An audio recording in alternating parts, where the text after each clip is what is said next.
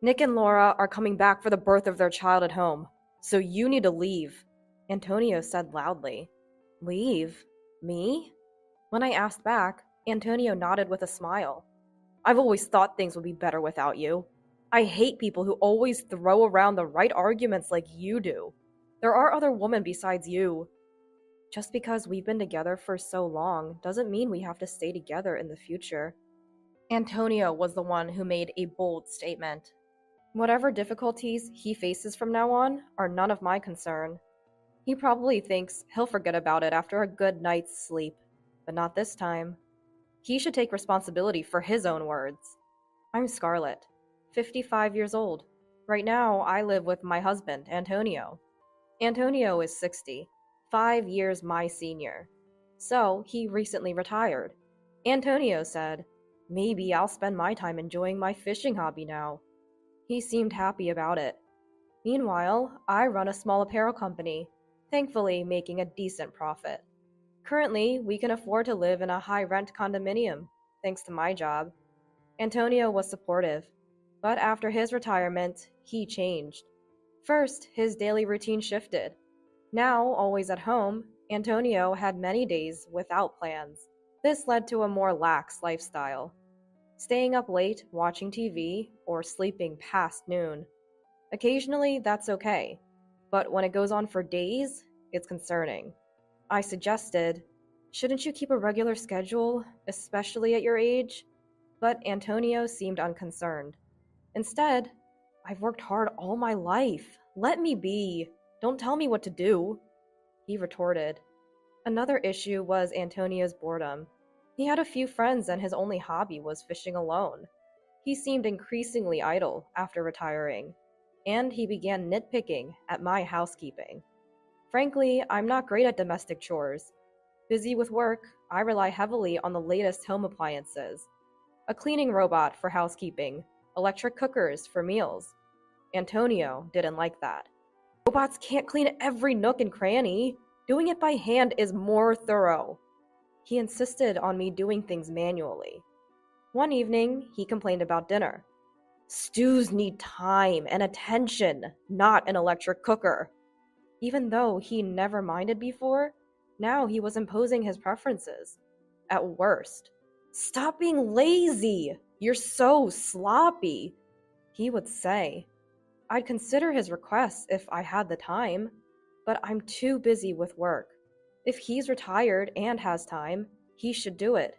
When I pointed this out, just because you work doesn't mean you can act superior, he snapped.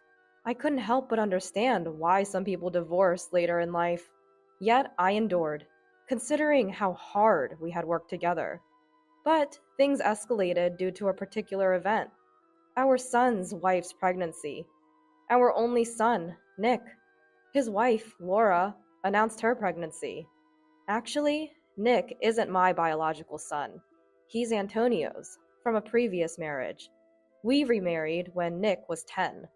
Antonio was ecstatic about the pregnancy announcement. Our first grandchild!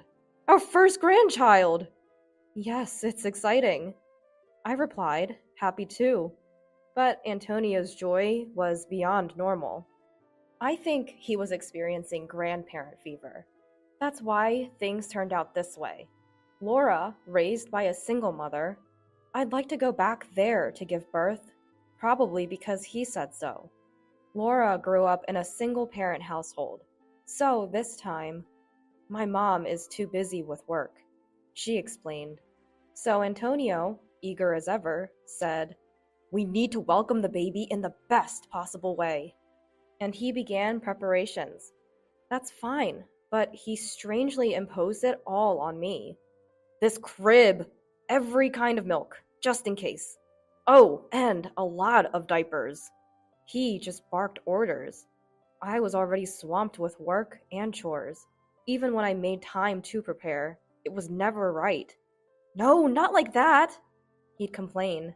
No, you're saying it's not this. Please, enough. I understand you're excited, but do it yourself. Stop relying on me for everything.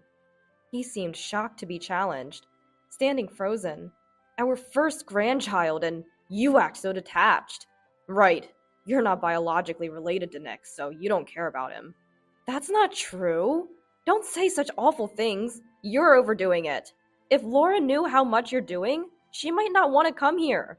This place doesn't feel relaxing. Antonio tried to respond, but couldn't find the right words. Frustrated, he clenched his teeth and retreated to his room. Damn it. I didn't mean to go that far. His fanaticism had driven me to stubbornness, and being spoken to like that about Nick hurt me too. I want Nick and Laura to relax here. That's why I had to stop Antonio's excesses. Later, I thought about making amends, but Antonio didn't come out of his room. Reluctantly, I looked through the door. I'm sorry about yesterday. I'm going, I said, and went to work. That day, I faced numerous work troubles and got home quite late. Dinner was going to be delayed. What should I make?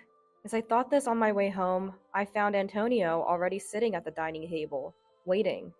I'm home! Sorry, I'm late. I'll make dinner as quickly as I can. There was no reply from Antonio. I moved around busily. Antonio just sat there, staring as if pressuring me. If he's home anyway, he could have made dinner. Or at least, he didn't need to rush me like this. Finally, I managed to make crispy fish sandwiches and serve them.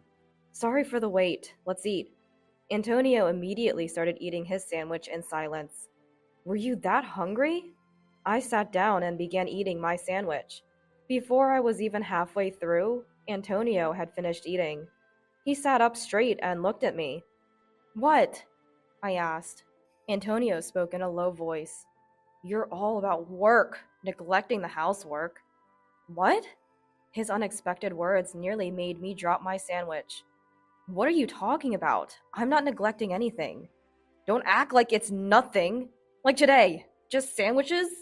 No salad or soup? That's unacceptable. True, I usually serve salad and soup, but today wasn't about being lazy.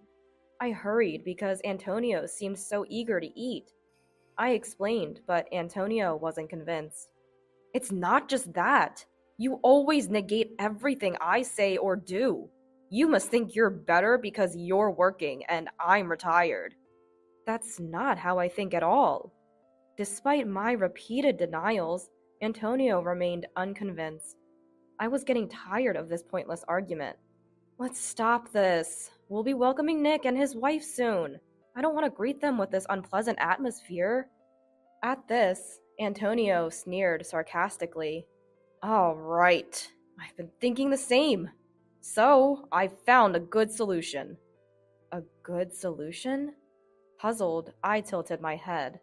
Antonio declared loudly, Nick and Laura are coming back for the birth, so you should leave. What? I couldn't believe he was serious.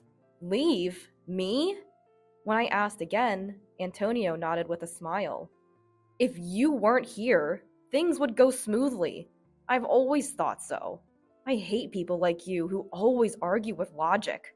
There are plenty of other women. I was shocked. After decades of marriage, to hear such words? Antonio, carried away, continued to vent his grievances. You lack respect for me, your husband. Always complaining, never just listening. Complaining? I respect your requests as much as I can. It's you who makes unreasonable demands. Shut up. I hate your bossy tone. Just leave. I don't even want to see your face. Antonio slammed the table. It was futile to say more. I said, understood, and returned to my room. The next morning, I called a moving company immediately. After being treated like that, I wasn't going to stay. Fortunately, it wasn't moving season, and I easily scheduled an estimate. I hoped to finish everything while Antonio was out, but he was almost always home. I was worried, but then it seemed like fate intervened. I'm going out tomorrow for a bit. Antonio is the type to forget things overnight, so he spoke to me quite normally. Apparently, Antonio was invited by his fishing buddies and was going for an overnight fishing trip.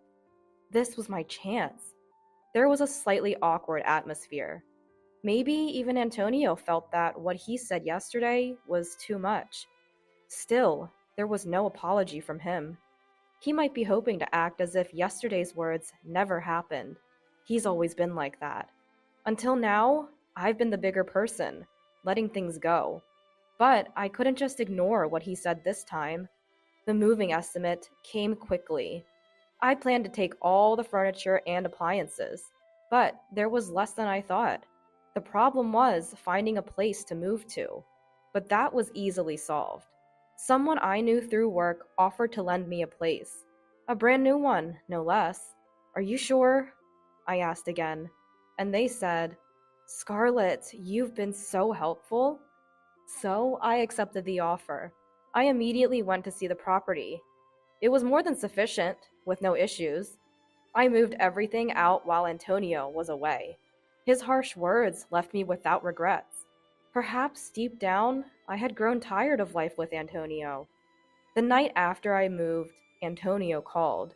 Here it comes, I thought, and answered the phone. "Hello?" "Hey, Scarlett! What's going on?" Antonio sounded panicked, even over the phone.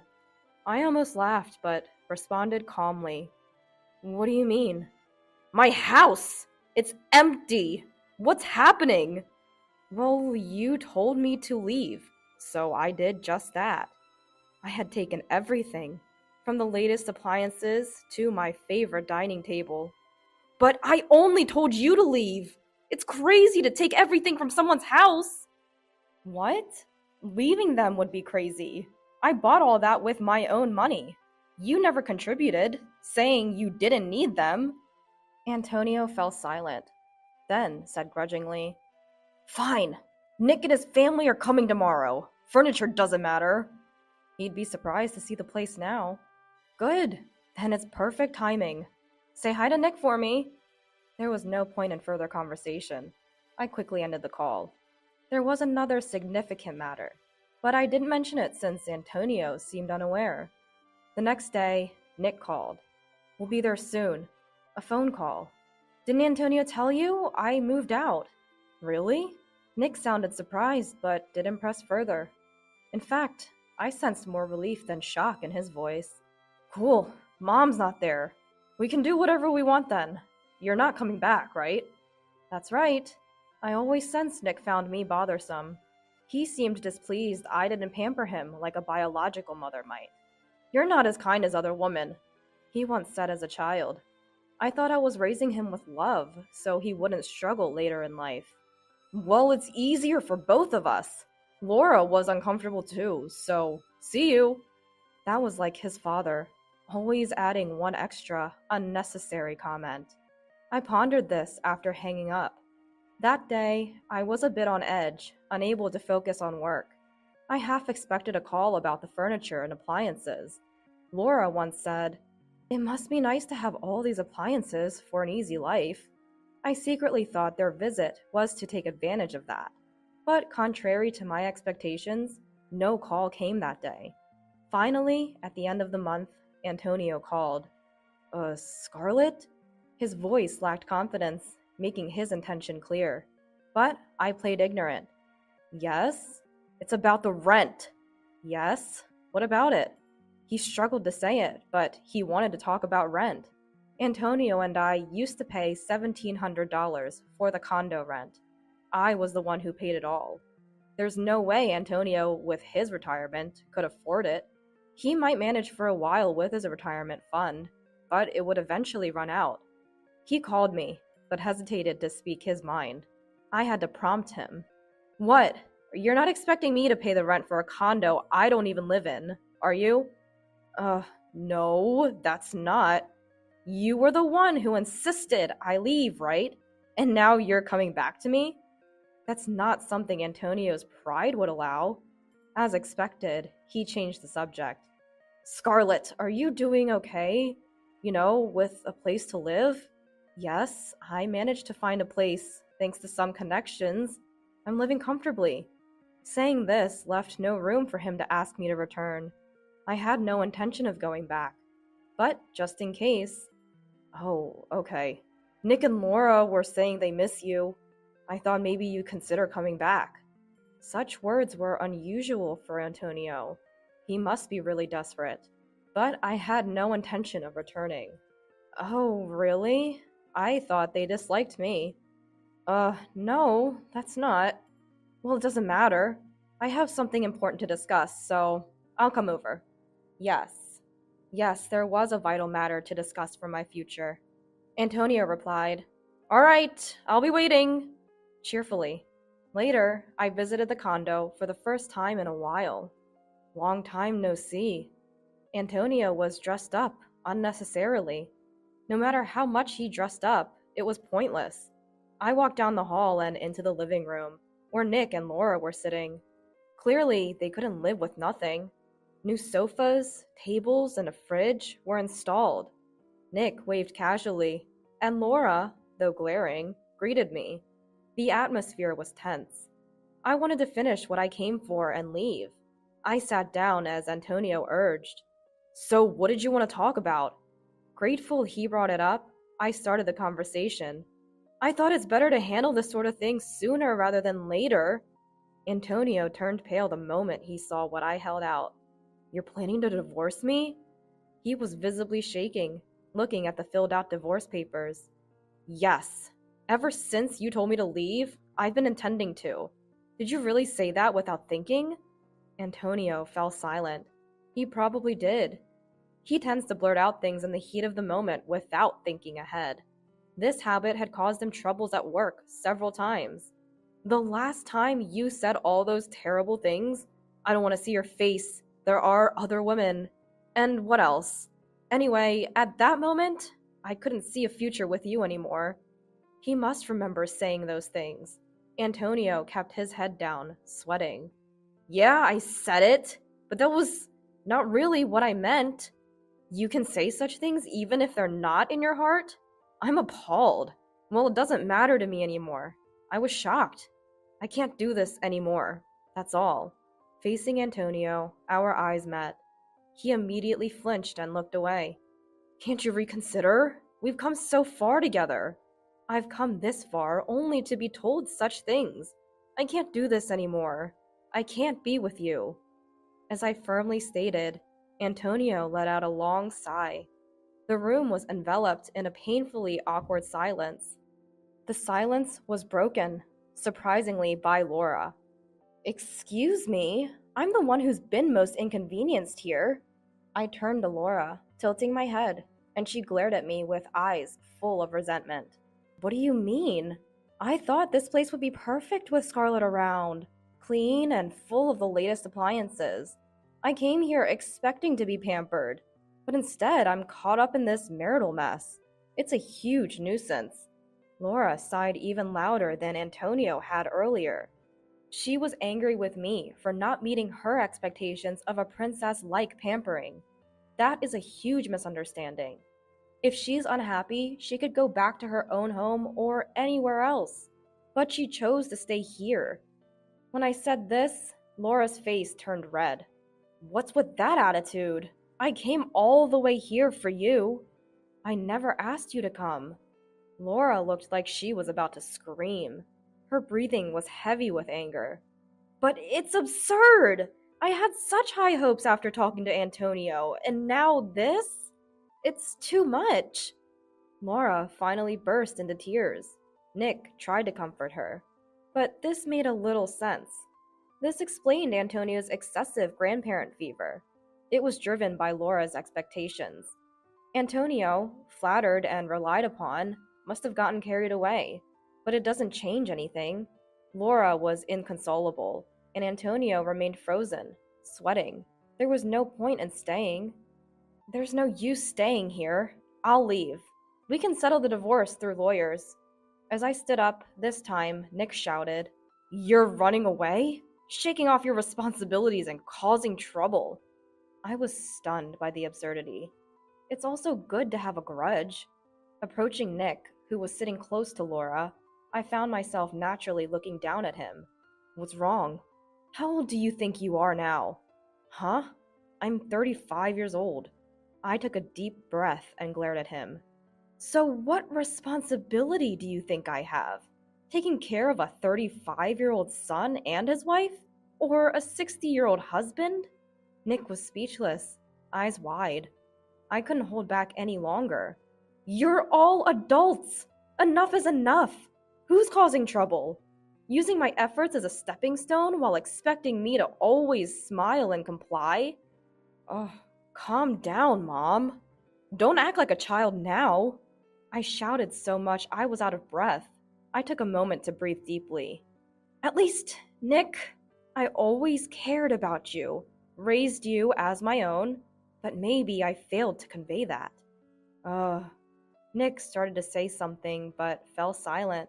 I grabbed my things and quickly left the room. No one followed me. Later, Antonio agreed to the divorce easily. No alimony. He mentioned moving out since he couldn't afford the condo. Antonio had never done housework before. Living alone would be hard for him. The letter passed through the lawyer, written in Antonio's familiar handwriting. Thank you for everything. Simply said. He tried to reconcile, but I firmly refused, and he seemed depressed. Nick and Laura decided to go back to Laura's family home. Laura complained, but Nick persuaded her. After the divorce, Nick called once. I'm sorry for everything. I'll try to be a parent like you, he said shyly. Maybe Nick hadn't hated me as much as I thought. I ended up buying the new house I was renting and still live there. Work is going well. I was tired right after the divorce, but now I feel refreshed. It's nice not having to take care of anyone. I'm not sure how many years I have left to work, but I'll do my best. Enjoying my private life too, and secretly, I still wish for Nick's happiness. My name is Sarah. I'm a 37-year-old stay-at-home mom. I've been married to my husband John for 8 years. We had difficulty having children, and it took us 4 years of fertility treatment, but our dream finally has come true. And to our surprise, we're expecting twins. I was so overjoyed that I cried in front of my doctor. When I told my husband about my pregnancy with twins, he was over the moon. Of course, my parents were delighted too. My in-laws, on the other hand, were utterly surprised. Well, isn't this something? Not only Bob, but you too, John?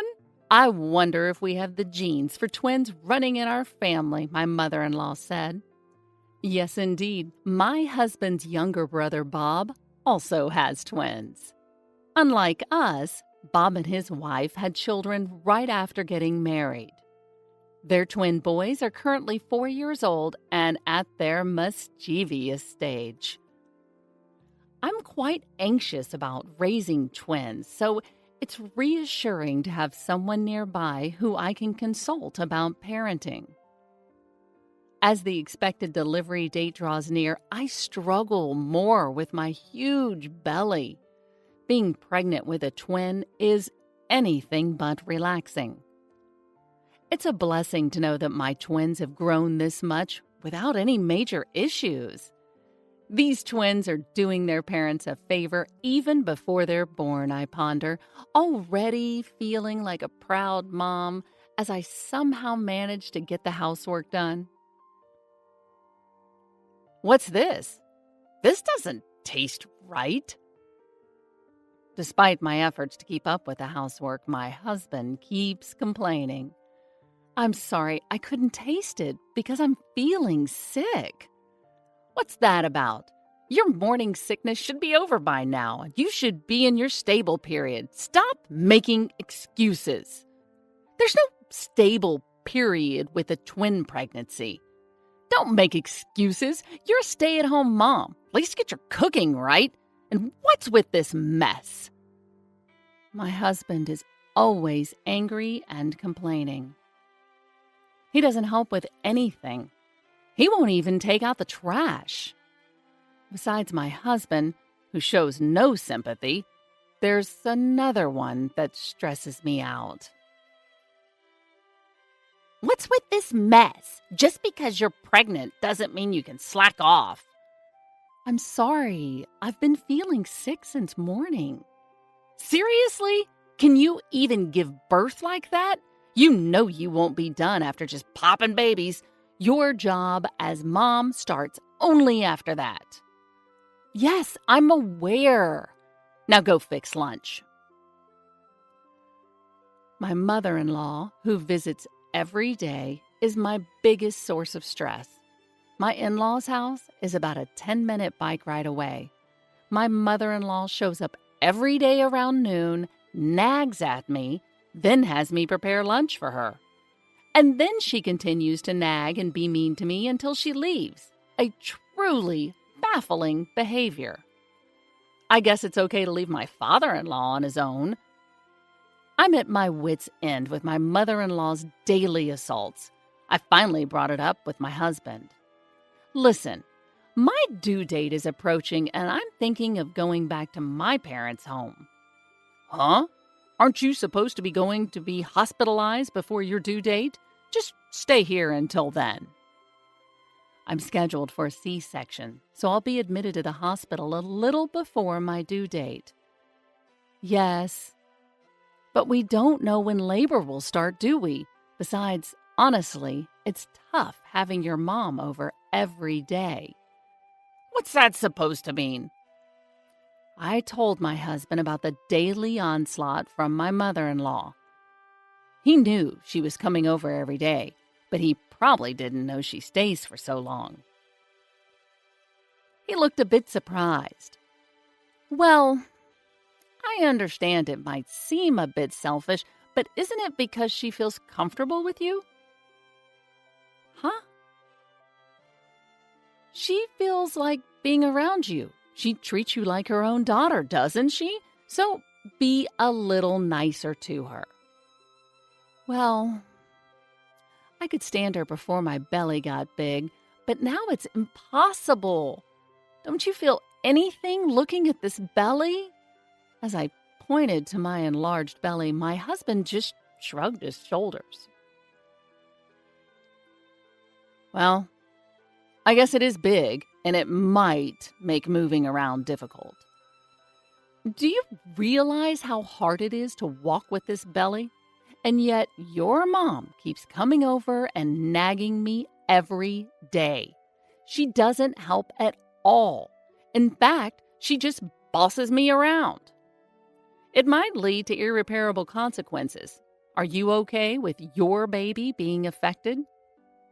Well, I certainly don't think I want that. Then please talk to your mother. If you continue to ignore me, I'll fight for myself. As I talked, my emotions ran high and words slipped out unexpectedly. Seeing my surprise, my husband's eyes widened. What's that? Are you talking about divorce?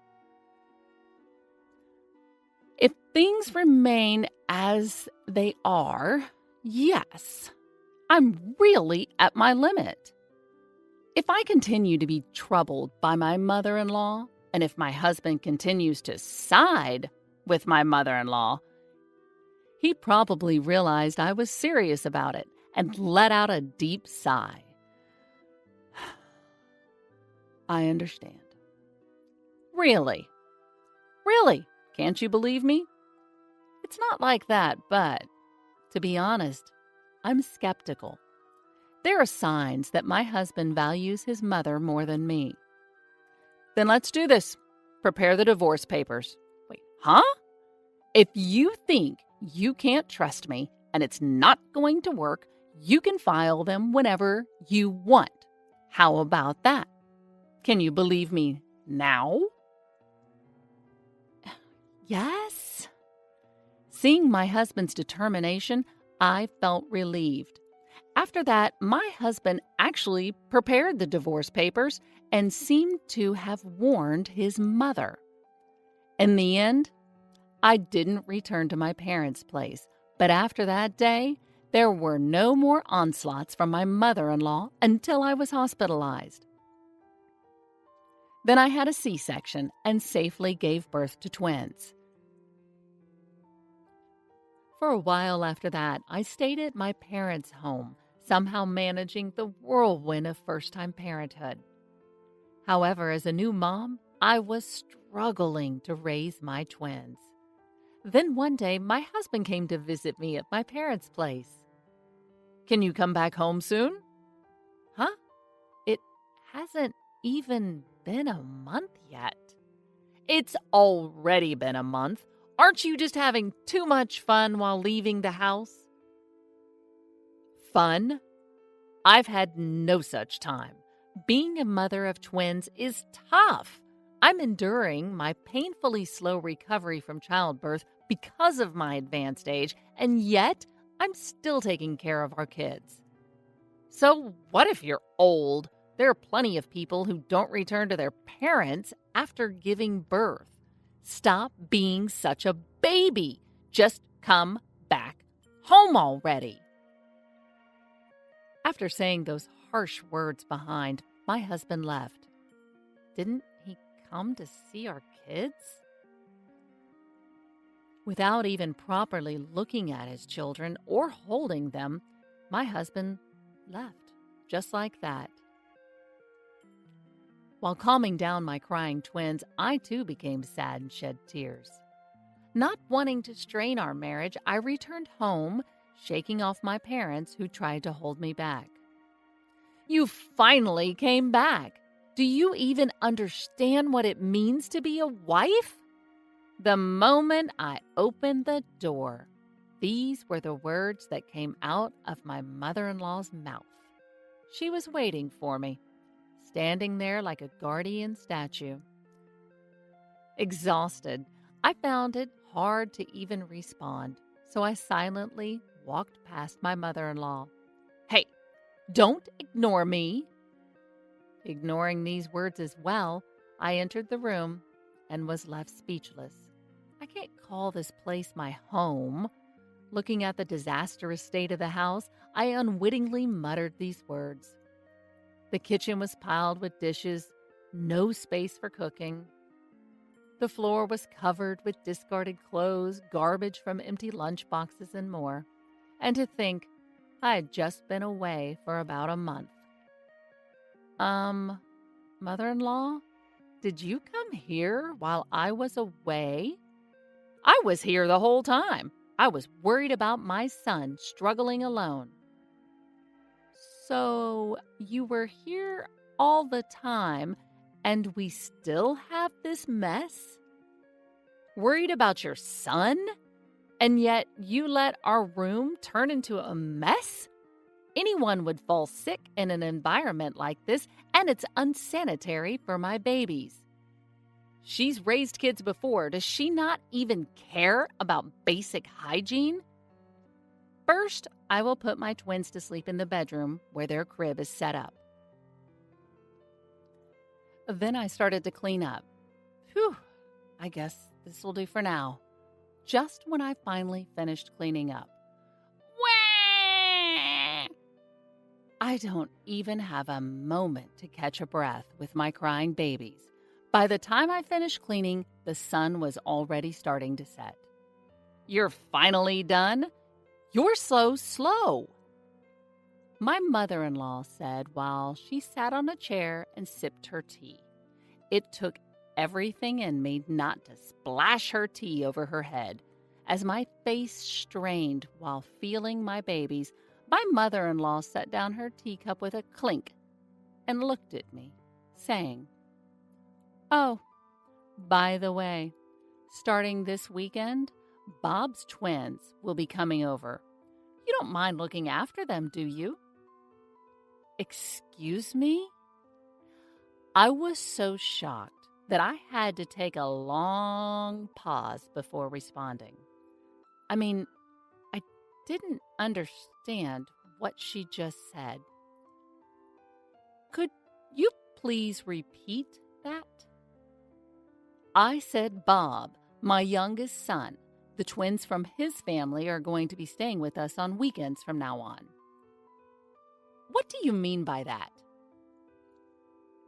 We're doing this to give Bob and his wife a break. You're having an easy time with your own twins who just sleep all day, so it's only fair that you can do this for them, right? I don't understand what she means. I'm just dumbfounded.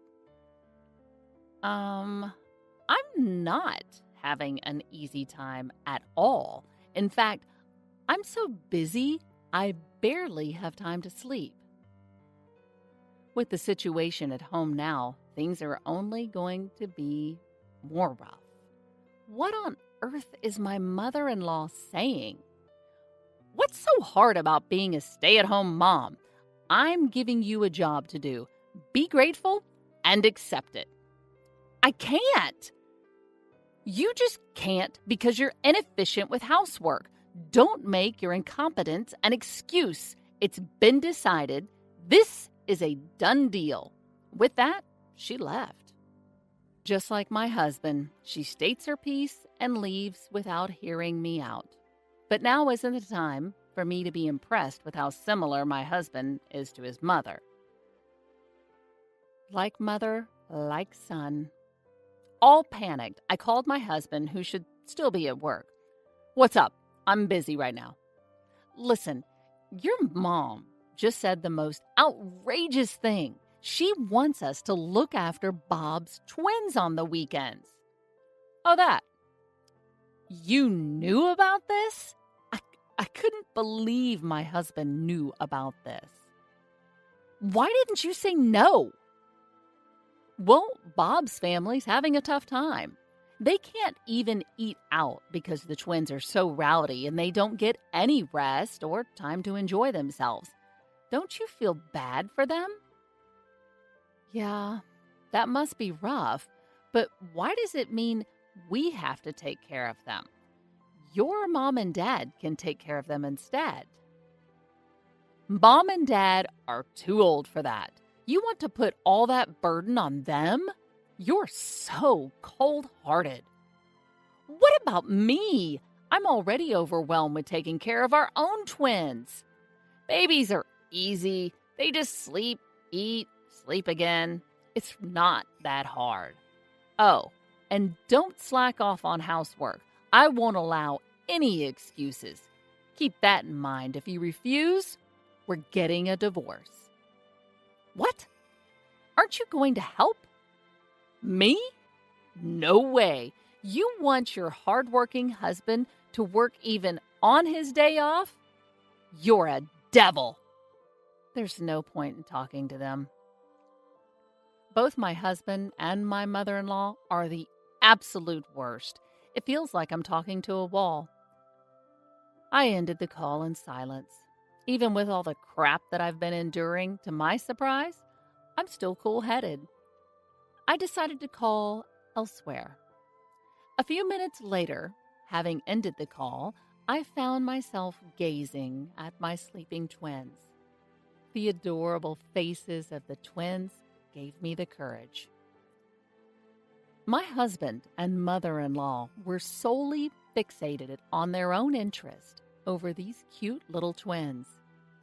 There's not a shred of consideration for me. Whether they're around or not, my workload won't change. So, with both my husband and mother-in-law, I've decided to completely sever ties with them. That night, my phone rang. Looking at the phone screen, it was from my husband. Hello. I just got home. Why aren't you here? Where are you? I'm at my parents' house. What? You came back from the hospital. Why are you still at your parents' house? I went back home once and cleaned up. It's clean now, isn't it? So why are you at your parents' house now? Because I'm fed up with you. With that, I ended the call and then turned off my phone.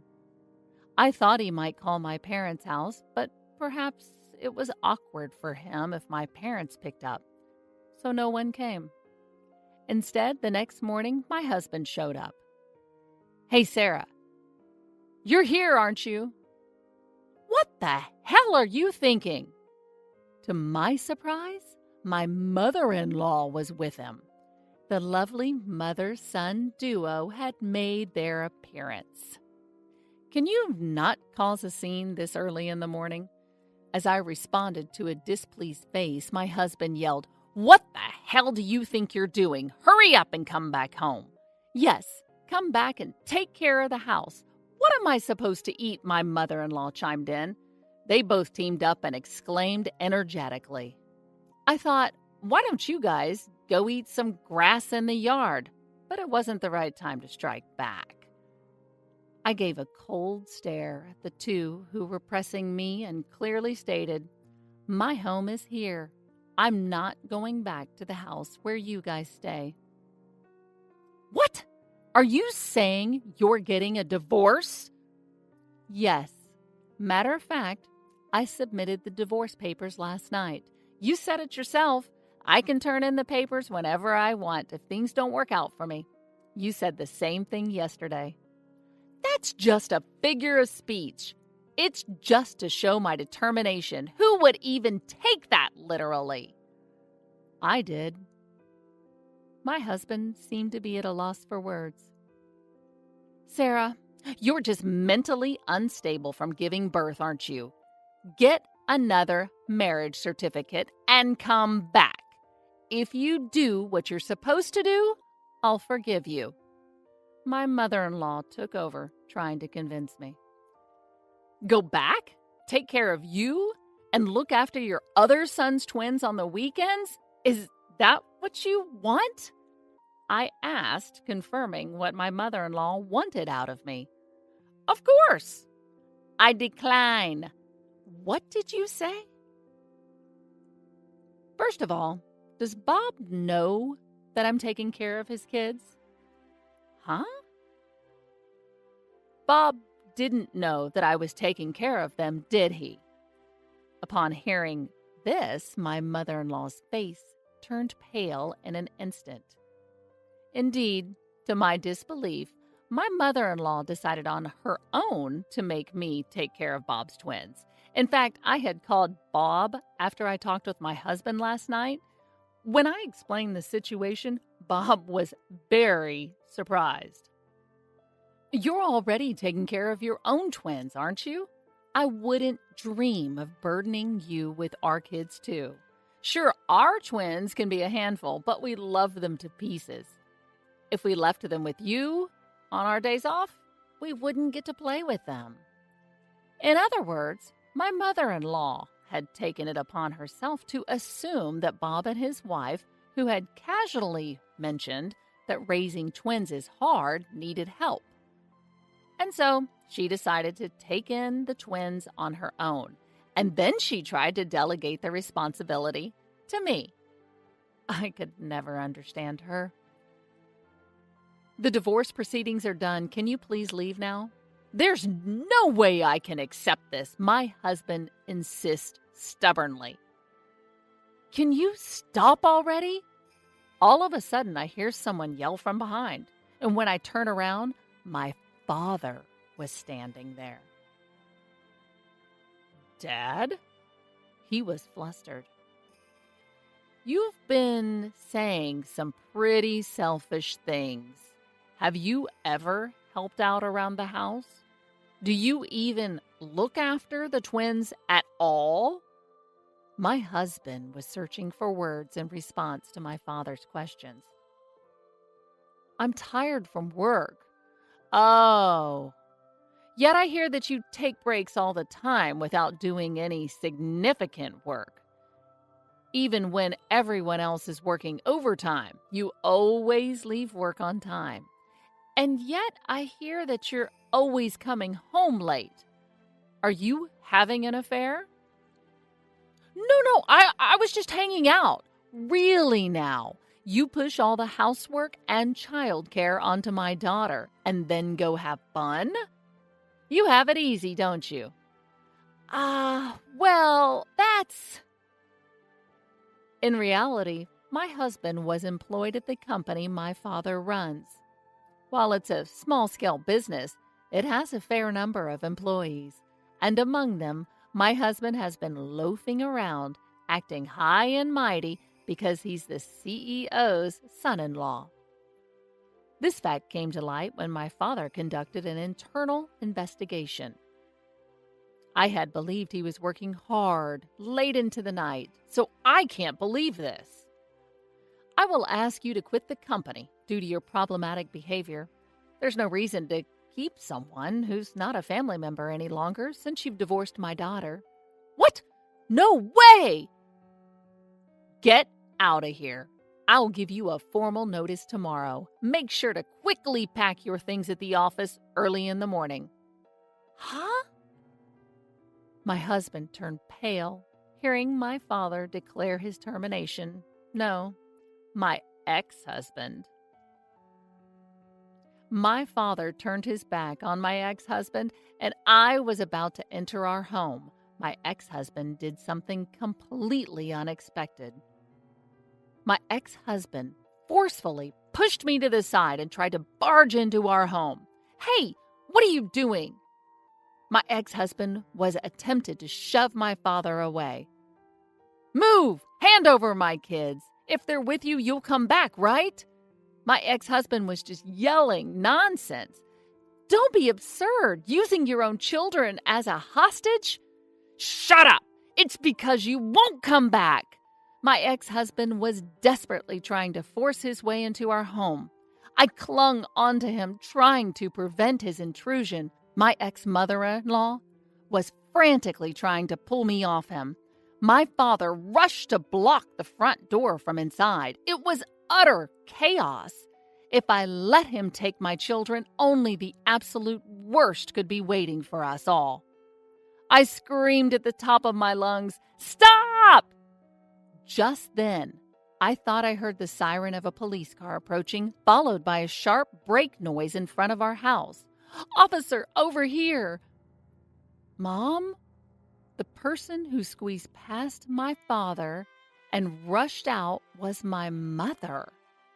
She hurried towards the officer who had just gotten out of the police car, appearing to explain the situation. And then, "What the hell? I'm her husband. I'm her family. What is wrong with entering my mother-in-law's home?" I'm this boy's mother. Why are you cops here?" All right. We'll hear your story at our office." My ex-husband and ex-mother-in-law were vigorously resisting the police's questioning, and it seems they were eventually taken away. My mother, who had been watching our exchange from inside the house, had sensed something was off and called the police. Thank you, Mom. I called because I thought something was wrong, but to think they would try to take away the twins, they're unbelievable. To try and change my feelings by taking our kids as hostage, they're awful. After explaining the situation to the officer, we exchanged weary smiles. Later on, my ex-husband and ex-mother-in-law got released, but they got a restraining order from me. After discussion through a lawyer, I was able to successfully receive a lump sum payment for alimony and child support. My ex-husband, who had been fired from my father's company and lost all his money, ended up living a hard life in a rundown apartment, working part-time. How do I know this? Because my ex-husband sent me numerous texts, repeatedly whining about his situation. I was wrong. I love you and the kids. Why was I so selfish? I've changed. Can't we start over? Or, if you could just do the cleaning and laundry, I'll forgive you. I'll come back. I'll be waiting. And so on. Even though he's saying I was wrong, why does he end his text with, "I will forgive you"? It doesn't make sense. Of course, I ignored him. I got fed up and finally blocked him. I heard from my ex-brother-in-law, Bob, that my ex-mother-in-law had moved into my ex-husband's shabby apartment. Surprisingly, my ex-mother-in-law had apparently been asked for a divorce from my ex-father-in-law quite some time ago, which explains why she came over to our place so often. My ex-mother-in-law, who used to pick on everything I did, turned out to be a hopeless housewife who couldn't do any chores.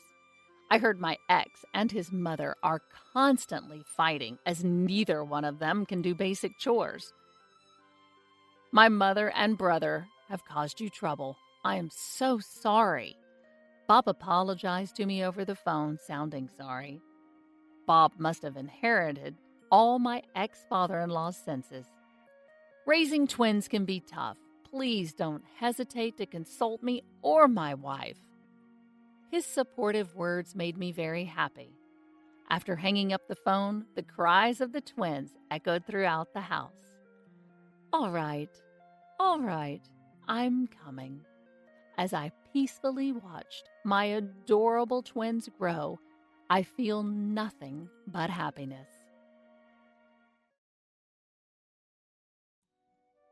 I only married Ethan, so you two have nothing to do with it, right? Emily, my son's fiancée, said with a smile, looking at Mike and me. You two are strangers to me, so I won't be living with you or taking care of you. I was shocked by her blunt words. As she spoke, Emily's parents stood by, nodding as if to agree completely. Emily is our precious daughter, and we've raised her with care. We can't allow her to take care of someone else's family, Emily's mother said in a sharp-tongued tone. Though I was taken aback, I answered politely, I understand. Mike and I hadn't thought for a second that we need Emily to take care of us. Yet I thought there was no need for her to say it that way. Moreover, who repeats strangers during a family introduction? I felt a little uneasy, but what Emily's true character revealed at that moment was just the beginning. My name is Michelle, and I'm 71 years old this year. My family includes my husband Mike, who is a year older at 72, and my son Ethan, who turns 42 this year. Ethan, perhaps because he's an only child, has a gentle and relaxed personality. After graduating from Science Graduate School, he works in research at a major manufacturer. After getting a job, he started living alone comfortably in a condominium near his company. Judging by the rather upscale condominium, it seems he's earning a decent salary. I'm not worried about that, but as a parent, I also hope he finds someone nice to settle down with. Of course, it's Ethan's choice, and I can't force him. That's when it happened. Ethan casually came home and reported, a little shyly, Actually, I'm dating someone right now. I'm thinking of getting married. I want to introduce her soon.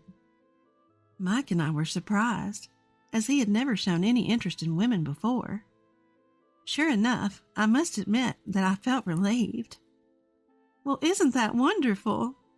I said. These days, the number of single people is increasing, but if you found a good person, nothing could be better. So what's this person like? Mike and I eagerly asked Ethan. We'll be having a family introduction with her parents soon, so I'll introduce you to her then. Ethan said with a smile. Our conversation was livelier than ever with Ethan. That sounds exciting, I said nonchalantly, letting my imagination wander about who this person might be, without knowing the kind of person Ethan's partner would turn out to be. Eventually, the day of the meet and greet arrived. The location was chosen by the other parents, and it was to be an upscale fine dining restaurant. We, who weren't accustomed to such formal places, were very nervous on that day. Finally, Ethan's girlfriend and her parents arrived. Her name was Emily, 32 years old, 10 years younger than Ethan. With her charming demeanor, shiny hair, and what looked like expensive clothing, she made an impression. I'm Emily Thompson. Nice to meet you, Emily greeted crisply. Her parents, too, were dressed in high-end clothing, which made me think she must come from a well-to-do family. As it turned out, her parents run a company, and Emily works there as well. Ethan and Emily met through a mutual acquaintance, it seemed. Soon the food was served, and we talked about the wedding and other things as the family introduction went smoothly. I was thinking to myself how wonderful it was that Ethan had found a good person when something happened. Oh, but these formal meetups are so stuffy, don't you think? I told them I didn't think it was necessary. Emily suddenly said, her voice shifting. I tilted my head, confused for a moment. I just married Ethan, so you two are not related to me. Emily continued, smiling at Mike and me. You two are strangers to me, so I won't be living with you or taking care of you. I was shocked by Emily's sudden words. Emily's parents seemed to agree, nodding their heads. Emily is our precious daughter, and we can't have her taking care of someone else's family, Emily's mother declared firmly. Feeling shaken, but maintaining composure, I responded carefully. I understand. Just to be clear, we haven't discussed living together or anything like that. We don't plan on it. And we have savings for our care, so we're considering using a facility in the future.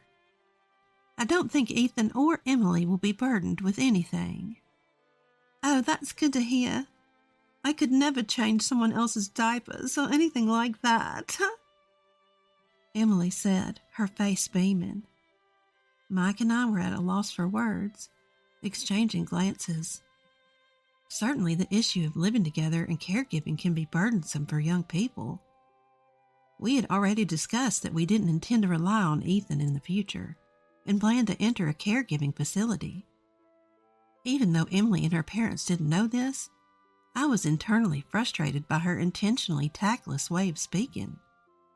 And after the family introduction was over on our way home, Ethan came running up to us panicked. Mom, Dad, I'm sorry about what Emily said earlier. I think she was just nervous. Maybe she said too much because of that. Ethan tried to cover for her, but all I could say was, well, it's fine. But she's a very frank child, isn't she? We had our thoughts, but Mike and I understood that people nowadays are more likely to express their opinions clearly. However, Emily's words and actions seemed to escalate from there. It appears that Ethan and Emily decided to move forward with the preparations for the wedding. I talked to Ethan on the phone briefly, and he told me that the venue was in Emily's hometown, and the dates were all set according to Emily's convenience. None of Ethan's wishes seemed to have been fulfilled. Mike, having a bit of trouble with his legs, had suggested, "Wouldn't it be better to have an accessible venue?" But it seems he was overridden by the desire for a venue with beautiful decor. Are you okay with that? I couldn't help but ask, concerned. It can't be helped.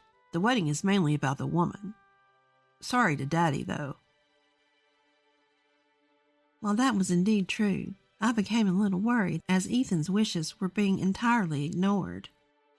I need to prepare for the ceremony now. I'm busy, so I'm going to hang up.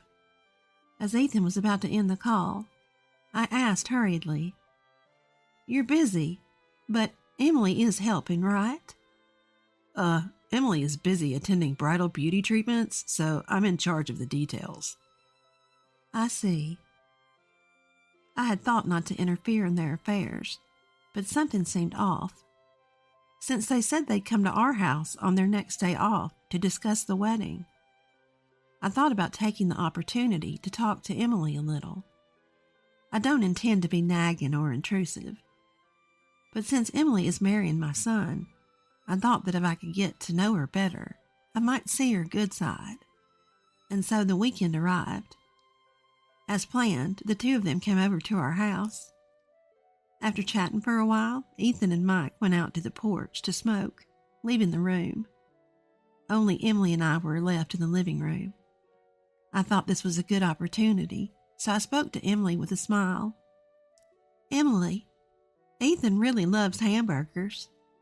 I think he'd be delighted if you made them for him once in a while, or maybe you've already done that. When I said that, Emily opened her mouth seemingly uninterested. Is that so? I hate cooking, so I won't make it, It's messy, and my parents told me I don't have to do such a thing.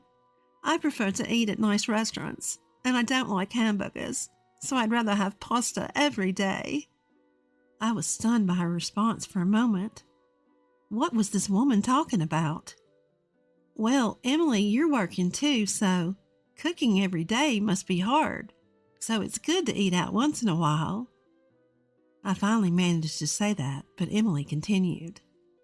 That's what I'm saying. I'm not going to cook at all. I don't want to do anything so bothersome. Haha. And don't worry. I plan to hire a housekeeper for all the other chores. I mean, I'm going to quit my job once we're married. What? I was starting to lose comprehension. I felt a headache coming on. If you're quitting your job and not doing household chores, how will you pay that housekeeper? Emily said smugly. Of course, Ethan will be paying for that. Haha. I'll be busy hanging out with my friends. But taking piano lessons is part of my hobbies. I don't have time for work or housework. That's why Ethan needs to earn more. To be honest, his salary is a little less than I thought. I feel like he's not trying hard enough. I want to tell him to work harder. I was at a loss for words and looked down silent. As I was doing so, Ethan and Mike returned, and the conversation was interrupted. After seeing Ethan and Emily off at the front door, I stood there filled with frustration and confusion. I knew Emily was an honest person, but would she really say all that? Or was Emily just using Ethan? Doubts rapidly spread in my mind. Mike, noticing my expression, asked me what had happened. I told him everything. Mike seemed to have the same thoughts. I thought it was odd when we met at that upscale fine dining restaurant, but saying all that, is Ethan okay? I talked to Ethan, but it seems like Emily has managed to convince him. I don't think anything we say will help. Yeah, I guess so. So we have to have Emily tell us the truth herself. What? I let a smile cross my face. A few days later, I was asked to accompany Emily to her dress fitting. Ethan had said that he couldn't go because of work, so I was called at the last minute. When I appeared, Emily predictably looked displeased. Ugh, why are you coming? Where's Ethan? Ethan got called into work. I answered, and Emily turned away saying, That's so boring. I was already dumbfounded by Emily's childish attitude. Regaining my composure, I calmly watched Emily as she changed into various dresses. Emily was with Emily's mother, and they were exchanging opinions back and forth. Mom, what do you think of this dress design? I think the previous one was better. You're right. The shoulder line isn't quite right. They seemed to have no regard for me, continuing their conversation just between the two of them. Even when I tried to engage them in conversation, they answered curtly. Emily's attitude was getting worse and worse, I thought to myself. Moreover, it seemed that Emily had been raised incredibly overprotected. Listening to their conversation, Emily was constantly asking her mother, Mom, I can't do that. Can you do it for me? Each time, Emily's mother would simply comply, saying, Sure, sure. Considering this behavior, it made sense why she didn't cook. I can't quite let go of the previous dress. Take a picture, will you? Emily spoke to her mother, but I held up my mobile phone with a smile. I'll take the picture for you. Really, Auntie? Do you even know how to use a mobile phone? Make sure to send it to my mobile phone once you're done. Emily was consistently sharp-tongued. I took a few pictures and then sent them to Emily. At that moment, a staff member in charge of the dresses approached me, so I set my mobile phone on the table. Are you the mother-in-law? This dress is now available at a more affordable price. The staff member quickly started pitching to me. I responded vaguely and brushed it off, but Emily and Emily's mother, thinking I was focused on the conversation with the staff, started talking freely. What they were saying was astonishing. Thank goodness we found a good cash cow, huh? Really, I'm glad he seems like a nice person. Yeah, he's a plain and unimpressive guy, but he has a decent income. His income and education are his only redeeming qualities. With that unfashionable appearance, if he couldn't marry me, he'd be single for life. His only worth is to spoil me after all. Emily, you shouldn't speak so bluntly, even if he's a stranger. I say it because he is a stranger. That old lady was showing off too, saying she doesn't need care because she has money. She must be hoarding quite a bit. Anyway, whether there's money or not, I would never do something like caregiving. Changing a stranger's diapers? Absolutely impossible.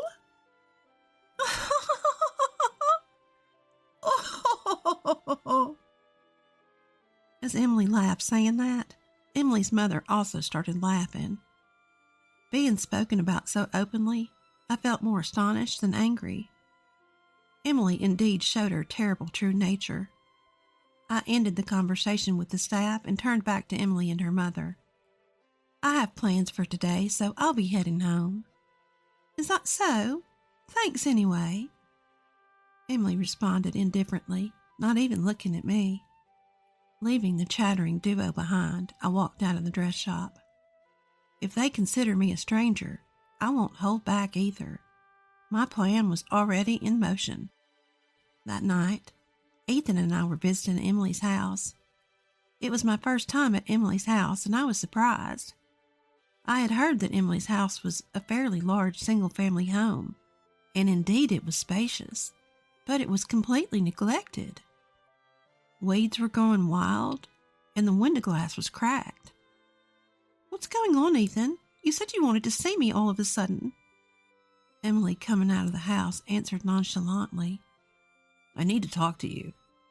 Ethan spoke quietly. Ugh, it's late, and this is a hassle. Let's do it tomorrow. I really need to talk to you. It's important. Ethan, who's usually gentle, was persistent and spoke in a strong tone this time. Were you after my money? What? What are you talking about? Suddenly? There's no way that's true. What's happened, Ethan? Emily started to panic. I didn't think it was true either, but then I heard this. Ethan said that and took out my mobile phone. He pressed the play button on the recording app. Then Emily and Emily's mother's voices were heard. As Emily listened, her face turned pale. Yes, I had recorded their conversation while matching today's outfits. I played it for Ethan after we got back home. I explained it to Ethan myself at first, but he didn't believe me. However, when he heard the certain proof of their conversation, he seemed shocked. I felt sorry for him, but I thought this was the only way to wake him up. The conversation played. They were bad-mouthing Ethan, calling him a money tree and worse. This is some kind of mistake. Emily stammered. Don't make excuses. Emily's shoulders trembled at Ethan's sudden anger. I was surprised too. I had never seen the unusually mild-mannered Ethan so angry. I'm shocked that you thought of me that way. Even when you did whatever you wanted, I tried to bear it because I wanted to do my best to meet your wishes. But you never had any affection for me. I can't marry someone like that. The engagement is off. I'll cancel the wedding. Ethan stated firmly, and Emily fell silent. Then, just when I thought she had been quieted, she turned on us, glaring. If you found out, it can't be helped. But since you're the one calling off the wedding, you'll pay the cancellation fee and the compensation for breaking the engagement too. Ethan exclaimed, What? She was a greedy, outrageous woman. However, I calmly told her, Do you think you're in a position to say something like that? Aren't you the one at a disadvantage? I challenged, holding my mobile phone up to Emily. This audio recording is evidence. You clearly stated that you're after my son for his money. You know what will happen if this gets out, right? My words sent Emily into a panic. Wait a minute. Mother-in-law. Mother-in-law? There's no reason for you to call me that. You're just a stranger in the end, aren't you? I laughed at Emily, who was at a loss for words. As you wish. I'll treat you as a stranger forever. I held back on speaking my mind because I thought you would become Ethan's wife. But if you're a stranger, I can say whatever I want. You're a money-hungry, useless woman. Ethan deserves better than someone like you. Emily's face turned bright red, whether from anger or embarrassment, and she trembled violently. Eventually, sensing something was amiss from our exchange, Emily's parents hurried over to us. "What's going on here?" I responded with a smile to Emily's mother, who asked with a composed face. "This marriage is off. It seems your daughter was referring to my son as a cash cow. We'll be billing you for the compensation for the broken engagement and the cancellation fee for the venue." Emily's parents turned pale at my words and began to stammer excuses. But I had said all I needed to say, and we had no more business in this house. "Let's go," I urged Ethan, preparing to leave Emily's house. But before we left, I turned back to her parents and added one more thing. "Oh, by the way, it seems you've been neglecting the care of your home. It's unbearable to look at. Perhaps you should focus on that instead of expensive clothing." With those final words, Emily and her parents were left speechless. Without looking back, we briskly left Emily's house behind. After that, Ethan and I quickly sought legal representation and demanded compensation from Emily's family. It was for the compensation of the broken engagement and the cancellation fee for the wedding venue. In such cases, disputes often arise, hinging on he said, she said, but thanks to the recorded evidence, the process went smoothly. We won the case, and Emily's family was burdened with debt. Later on, we heard that Emily's parents' company had already gone bankrupt. They used to be wealthy, living in a large house with a housekeeper and enjoying a carefree lifestyle. But a few years ago, with the economy taking a downturn, her father's company went under. They had been struggling financially, as could be seen from the condition of their dilapidated house. Yet Emily's family couldn't give up their flashy lifestyle. Even after going bankrupt, they kept up appearances, pretending to run a business, and never stopped wearing expensive items. Emily seemed to have hardly worked at all. After her parents' company went under, working outside the home was never an option for her. She tirelessly sought someone who could lavish her with luxuries on her parents' behalf, running around introducing herself to various people in search of a partner. She claimed to be a company president and played the part of a refined lady with her whole family. But her true nature was seen through by Ethan, her finally found partner, and the engagement was called off. After that, she approached various men, but her true identity was always discovered, and now it seems no one wants to associate with her. Ethan heard rumors from acquaintances about how the whole family was in dire straits. As for Ethan's life afterwards, after a few years, he met a wonderful person, and they married right away. She's an honest, kind, and loving woman. With her, there's nothing to worry about, he thinks.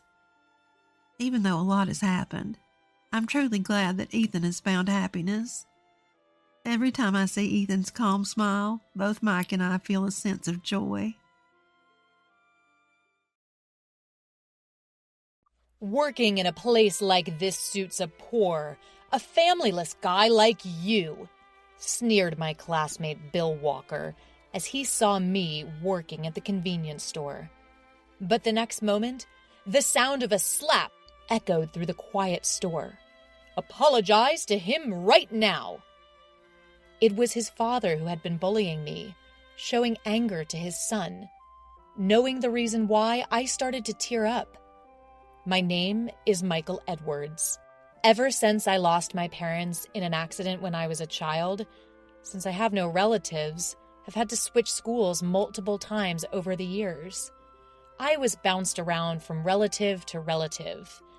At each relative's house, I was treated kindly at first, but it seems that raising someone else's child is always challenging. When it was time to move to the next house, they would send me off happily saying, "Take care." I was never told, "You're always welcome back."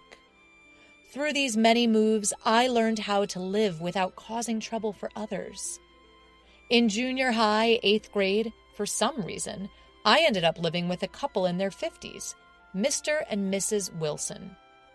Both Mr. and Mrs. Wilson are qualified lawyers and were busy working as lawyers until a few years ago. Now they're both retired and living peacefully. I didn't know why they took me in, as I was not a relative or anything. Regardless of the reason, I wanted to stay here forever. Because this town is where I lived with my parents until they died in the accident. Walking down the street, warm memories come flooding back. I wonder how long I'll be allowed to stay with the Wilsons.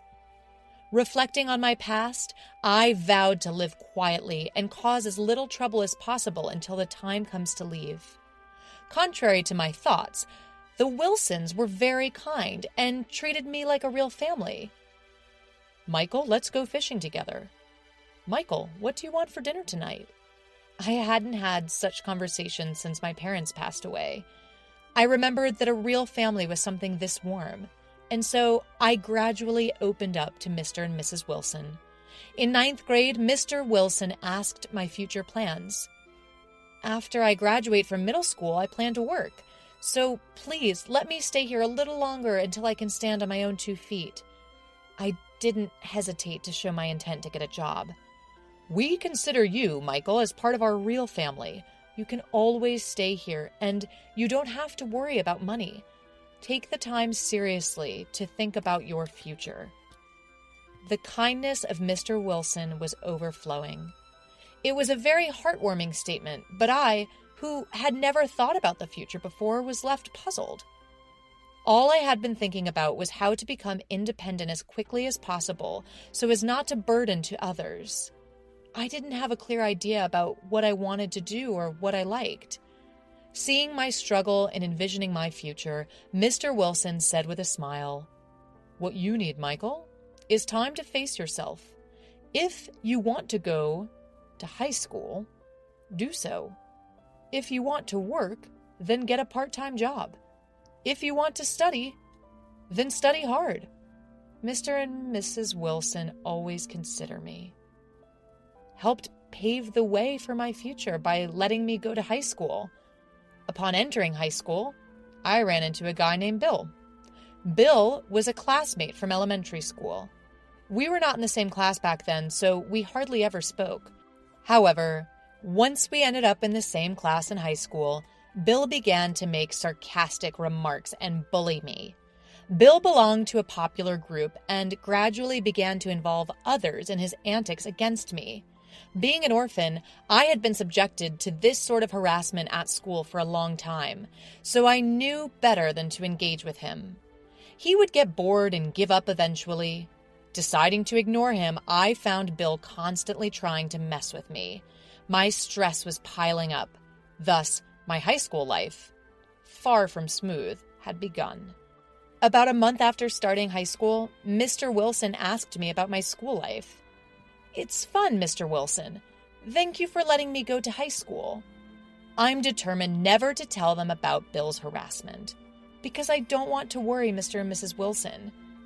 I had decided that once I became a high school student, I would take advantage of the time that Mr. and Mrs. Wilson had given me to try various things.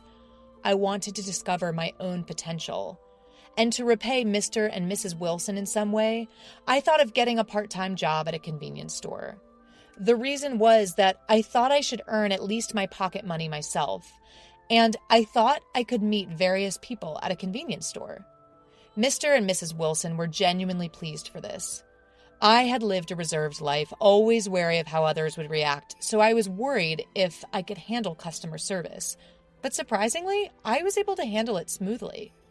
As for my coworkers, there were college students, housewives, and a 65-year-old man.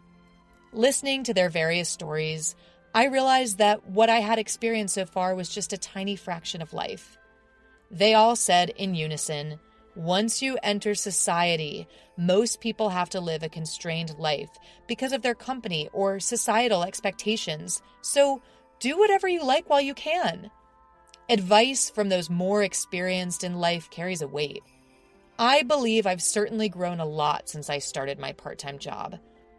At one point, a high school girl named Jenna became a new member of our coworkers. Jenna was a quiet girl, but we quickly became friends because we were the same age, lived close by, and had the same way home.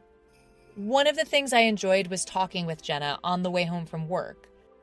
I was usually the one talking, but Jenna was a good listener and occasionally made sharp retorts. It was a lot of fun being with her. I used to live here. I stopped and pointed to a place that is now vacant. Really? Jenna looked surprised, her face serious.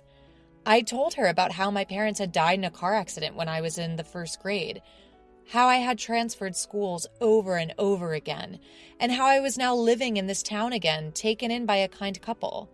Jenna thought for a while before looking straight into my eyes and saying, I'm glad you came back to this town, Michael. I didn't think too deeply about the meaning of her words. I was just happy. One day during a break, Bill came up to the front of my desk. Your parents died in an accident, didn't they? They probably ignored a traffic signal or something. People who can't follow rules deserve to die. And now you're freeloading, right? You've been passed around by your relatives, and then you're taken in by people who aren't even relatives. That's definitely suspicious. They're probably going to make you do something bad, right? Man, your life is a mess. Bill said this with a smirk, loudly enough that everyone could hear. I had ignored him when he bothered me before, but this time I couldn't. I was angry when he spoke ill of my parents and the couple, Mr. and Mrs. Wilson. Don't talk nonsense when you don't know anything. Before I knew it, I was grabbing Bill. Michael, you should calm down. My friend stopped me, and I came back to myself, shaking my fist and taking deep breaths. The classroom was silent. Bill, surprised by my first retaliation. What are you doing? It's the truth. Bill spat that out and returned to his seat. I managed to suppress my anger, grabbed my bag, and left the classroom. It's too early to go home. I sat down on the riverbank, staring blankly at the river. The chirping of birds, the flowing water, the sound of grass rubbing against the wind. Ordinary life was passing right before my eyes. I used to take walks here with my mom and dad. Memories of the past resurfaced. The memories from when my parents were alive are only of happy times. Catching bugs together, setting off fireworks, making birthday cakes. I wonder what kind of person I would have become if my parents were alive. I tried to think about it, but I stopped right away. How many hours have I been sitting here? The sun that was directly above me was now shining on me from the right. I guess it's time to go home. I had completely regained my composure. Returned to the house where Mr. and Mrs. Wilson were waiting. I'm home. Welcome back, Michael. Can we talk for a moment? Mrs. Wilson, who had come to meet me, said, following Mrs. Wilson in the living room, I saw Mr. Wilson sitting on the sofa. I'm home. Welcome back, Michael. We got a call from your teacher before noon saying you had disappeared without permission. What happened? I'm sorry for skipping school. I was unsure if I should talk about Bill. Mr. Wilson and Mrs. Wilson were looking at me with very worried expressions. I couldn't lie to these two. That's what I thought. Since I started high school, I've been bullied by a guy named Bill, who was my classmate in elementary school. I told them everything that had happened so far and what happened today. So that's what's been going on. You're strong, Michael. Thank you for telling us. Don't hold back anymore. Rely on us a little more. Michael, feel free to talk about anything, whether it's fun or hard. We're practically family after all. After hearing my story to the end, they said this and comforted me. Since that fight, Bill has been less involved with me. However, one day after work, when I was leaving the convenience store with Jenna as usual, I was called out. The man I never wanted to see here, Bill. Working like this suits a poor guy like you who doesn't have a family. He started to make sarcastic comments to me in front of Jenna. I silently glared back at Bill. Suddenly, there was a yell. "What are you doing, Bill?" Bill was smacked hard on the back of the head by a furious man. Startled, Bill spun around. "Dad!" Turned out the man was Bill's father. While Bill was too shocked to say anything, his father came up to me and apologized. "I got a call from Mr. Wilson recently. He told me that my son, Bill, has been bullying you. Michael, I can't believe he's doing such terrible things. I'm truly sorry." The story didn't end there. Actually, we owe a lot to Mr. Wilson. We run a liquor store, and when Bill was in first grade, I had a traffic accident while returning from a delivery. 2 people died in that accident. The 2 people who died were your parents, Michael. Bill, standing next to his father, spat out the words. The sudden revelation of this truth left my head spinning. Bill's father looked down for a moment, then raised his face and continued. "Your parents, Michael, ran into the street against a red light to save a small child. I wasn't speeding, but I couldn't avoid them because of the sudden event. I'm truly sorry." Bill's father seemed to be suffering greatly, and I could see his arms trembling with tension. People around me suspected I was speeding. I was already in shock from causing the accident, and being doubted made me physically and mentally devastated. The people who helped me out that time were Mr. and Mrs. Wilson. Here's a summary of the rest of the story. In this accident, Bill's father asked Mr. Wilson for legal assistance. Apparently, Mr. and Mrs. Wilson were seniors from Bill's father's college club and had known him well for a long time. They listened to his story with great empathy, gathered evidence piece by piece that this accident was unavoidable, and dealt with it. Thanks to them clearing up the misunderstanding, he was able to live with his family and continue the liquor store. He was deeply grateful to Mr. and Mrs. Wilson. However, after the accident, false rumors spread, and the family couldn't go outside for a while. Customers stopped coming to the store, and Bill was bullied at school. Bill started talking about these things like a dam bursting. You've been able to return to a normal life because Mr. Wilson helped you, haven't you? Bill's father chastised Bill, but why did they ignore the signal? Dad, who was obeying the rules, was suspected, and I was in pain. Dad is not guilty. It seemed like Bill was venting the frustration he had felt long ago. Bill's father seemed to be in pain, realizing that he had put even a young Bill through a hard time, and knowing that he had been thinking about his welfare. Bill, I'm sorry. You were young, and I thought you had long forgotten about the accident. Let's go home and talk about this slowly, Bill's father said to Bill. Then, with a deep bow to me, he put his hand on Bill's back, and the 2 of them slowly went home. Michael. Jenna, who had been listening to the whole thing, called out to me from behind. Michael, to tell the truth, your parents were protecting me when they had the accident. At Jenna's sudden confession, I was lost for words. According to Jenna, on the day of the accident, she, who was then a first grader, was out walking her pet dog. When she stopped at a crosswalk, her dog suddenly bolted onto the road, startled by a bird that had taken flight. Jenna, having let go of the leash, desperately chased after her dog, and she too ended up on the road. Just then, a loud horn blared and a truck came from Jenna's right. When Jenna came to, a man and a woman were lying next to her. Apparently they were my parents. From an eyewitness, Jenna learned that the 2 had run out after Jenna and her dog, trying to shield them. And later, she learned that the 2 who had saved her had died. Jenna's parents did go to apologize, but Jenna, shocked by the accident, shut herself in for a while. By the time Jenna was finally able to go out again, I, as the bereaved, was taken in by relatives, and no one was living in the Edwards residence. In the end, Jenna had been living with the frustration of not being able to apologize. When Michael talked about his parents, I thought maybe, and after hearing that person's story, I was sure. I'm really sorry for the late apology. Thanks to Michael's parents, I'm able to live happily. Thank you very much. Jenna bowed deeply. When I got home, I told Mr. and Mrs. Wilson everything I had heard today. I really respect Michael's parents. It's not something anyone can do to risk their lives to protect another person's child.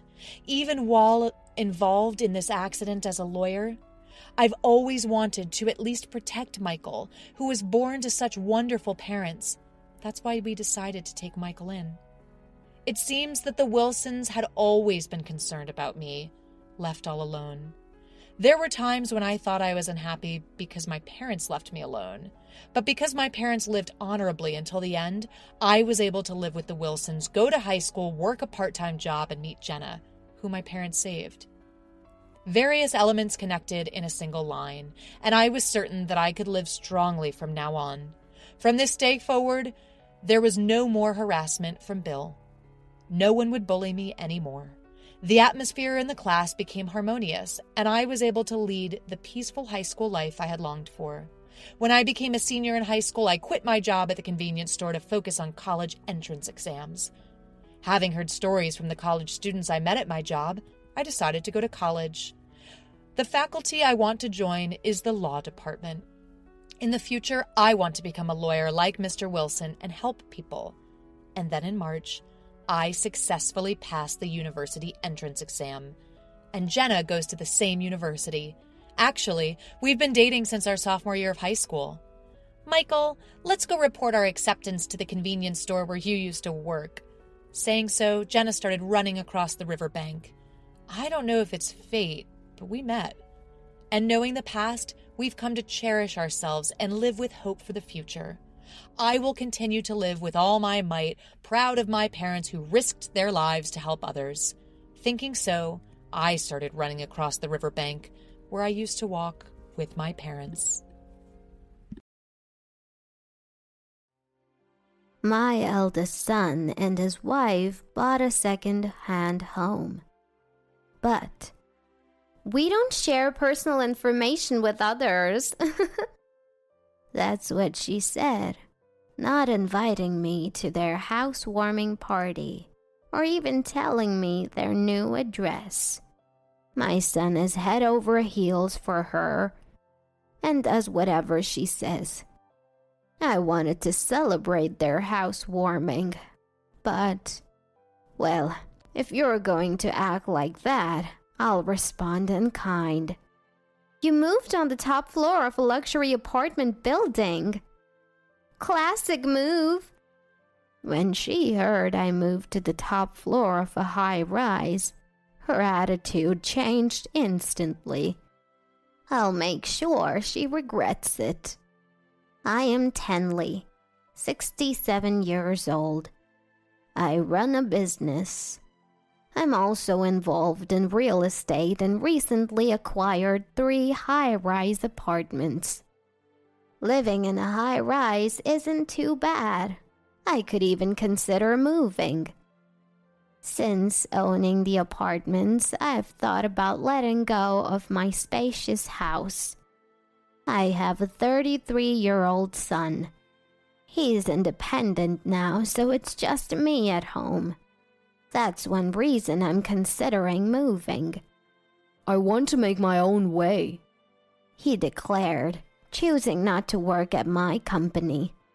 Perhaps he has a bad impression of my business because it once struggled. After college, he joined a major corporation. I don't have a husband. I divorced when my son was in elementary school because of my husband's infidelity. Running a business kept me busy, and juggling work and parenting left no time for my husband. It was a tough time. The situation affected my business, causing trouble for all my employees. I quickly turned things around and the company recovered. Time flew by. Before I knew it, my son was an adult, and I was getting older. To my surprise, he recently told me he's getting married. They were high school classmates and reconnected at a reunion. She's his first girlfriend. He's bringing her over this Saturday. I can't believe my son is getting married. But he's over 30, so it's about time. I'm happy for him. From our conversations, it's clear he's deeply in love with her. Unlike my ex-husband who abandoned his family, my son showers his girlfriend with love. I am relieved. I decided to get along with her, hoping our relationship won't be the typical mother-in-law and daughter-in-law drama you see on YouTube. On the day of the formal introduction, "Nice to meet you," a lively woman greeted me. "I'm Eleanor, Zachary's girlfriend. Zachary told me you love these treats, so I got them for you this morning. Please enjoy." She handed me my favorite donuts. "Oh, you shouldn't have. Thank you. This donut shop is so popular that there's often a line from the morning. Sometimes they sell out within 2 hours of opening. She got up early just for this." Her makeup and hairstyle were natural yet perfect. I wonder what time she woke up. She's not only beautiful, but also considerate and well-mannered. Plus, she's fun to talk to. I can see why my son fell for her. Such a wonderful woman is rare. I believe we'll have a good relationship. I thought to myself, please take care of Zachary. I celebrated their marriage. They had a family introduction and an engagement ceremony, and they both got married without a hitch. I wished them happiness. Then, perhaps sensing my wishes, they told me, "Eleanor is 5 months pregnant now. I'm going to be a grandmother. Very happy." I was overjoyed, even more than when my son got married. I believed everyone would be happy, and that even better days were ahead. Then, one day, "Mother-in-law, I'm here again." Eleanor seemed fond of me and often visited. "It's good to see you. Come on in." I was glad we weren't at odds. But to be honest, her frequent unannounced visits were becoming a bother. On top of that, "Look at this. Isn't it super cute? Mother-in-law, I really want this for the baby. Don't you think it'll look adorable?" She'd show me baby items and subtly hint she wanted them. "Oh, it's lovely. Would you like me to get it for you?" Even though our relationship was still new, she was the woman my son chose. And it was for my first grandchild. I kept indulging her requests. "Thank you so much." I thought this would help build a good relationship.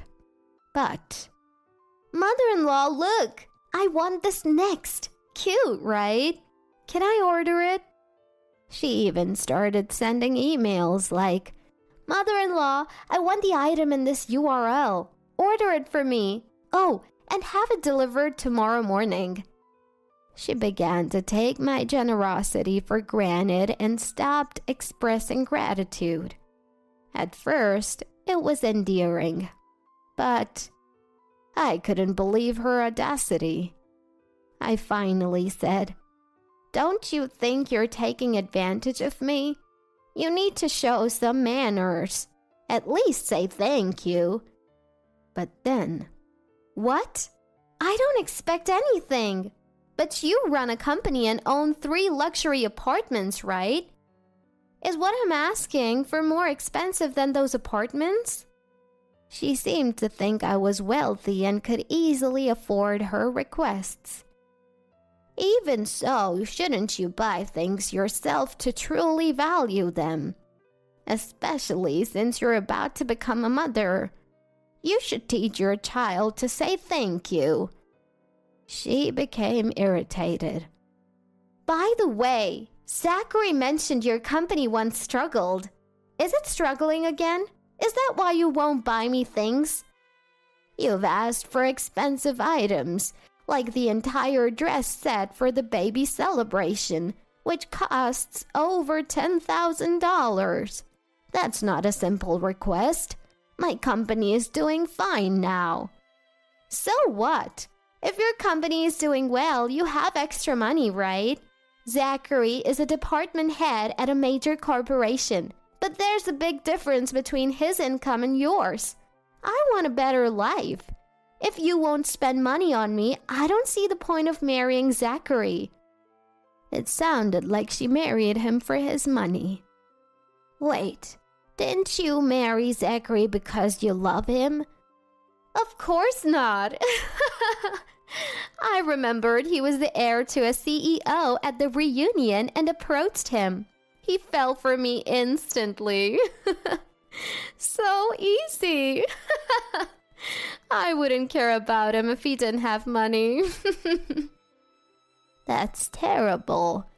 Zachary would be devastated if he heard this. I won't tell you to divorce, especially with a child on the way. But I won't tolerate you hurting Zachary. He truly loves you. Don't trample on his feelings.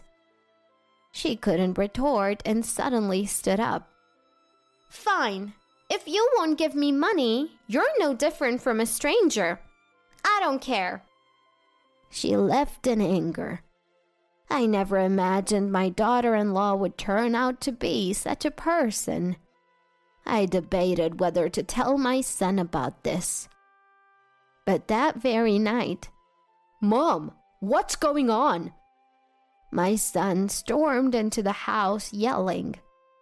I just pointed out that Eleanor's behavior was too presumptuous, and she never even says thank you. Before I could finish, my son shouted back. If Eleanor says you have money, then you do. She's pregnant, for God's sake. You're the worst mother-in-law for being so cold to her. She's been crying ever since she got home. I wondered if I was in the wrong, but it was clear who was being unreasonable. I knew Eleanor was using my son for his money. I hesitated but told him the truth for his sake. However, that's impossible. Eleanor isn't like that. She's pure, like an angel. She's a goddess. She tells me every day how much she loves me. I know she loves me. It was too late. No matter how much I tried to reason with him, he wouldn't listen. It was as if he was brainwashed by her. After hours of going in circles, he said, I never thought you'd be such a stubborn and mean mother-in-law. I felt the same about him. He was loyal, which was good, but he was so blinded by her that he couldn't see anything else. I'll keep my distance from now on. I won't come back here. He left after saying that. We had argued a few times during his teenage years, but this was the worst. I regretted confronting Eleanor. Even though she's terrible, maybe I shouldn't have opposed her. Eleanor stopped visiting and my son wouldn't answer my calls. I wonder if I'll ever get to see my grandchild. There were only 3 months left until the birth. I was anxious, and my fears came true in an unexpected way. 2.5 months after our fight. Eleanor gave birth. Eleanor gave birth to a girl. A cute girl. My son called. I could hear the excitement in his voice. Can I come to the hospital? He said it was okay. I couldn't believe I'd get to meet my grandchild. Maybe time had healed our relationship. Either way, I was overjoyed. Not just because of the birth, but also because I could reconnect with my son and his wife. I left work and rushed to the hospital. It was designed like a hotel, and it looked just like one from the outside. I ran into Zachary and Eleanor in the hallway as they were moving from the delivery room to the ward. It was a bit awkward and I wasn't sure what to say. Congratulations to both of you. They thanked me. We entered the room. At Eleanor's request, it wasn't a shared room but a private suite. Eleanor's parents had also arrived. She's a bit early, but I'm glad she's healthy, said Eleanor's mother. As we tried to make small talk, Eleanor's mother made a strange comment. The next one's a fixer-upper, right? I can't wait to see it after the renovation. It'll be fun for us too. Huh? A fixer-upper? What are they talking about? Then Eleanor said, I'm really thirsty. Can you and Dad go get me a drink? She tried to get her parents out of the room. Just gave birth, huh? Okay, we'll get a bunch. With that, her parents left. What did your mother mean by fixer-upper? When I asked, Eleanor and my son exchanged glances. Mom, I told you we'd keep our distance, Zachary said coldly. It seemed they were still upset about that day. We're renovating a multi-generational home without telling you. It's not ready yet. Oh, and don't get it wrong. Only our parents and us will live there. Even though we were celebrating a new life, I was shocked. Why did you invite me today? If you kept the house a secret, you could have kept the baby's birth a secret too. I came here hoping to reconcile. I don't understand why I was invited. Obviously, for the baby shower gifts. Oh, and can you cover the hospital bill? It's twice as expensive as other places. That's nothing for you, right? Yeah, and I'd like compensation for the hurt you caused me.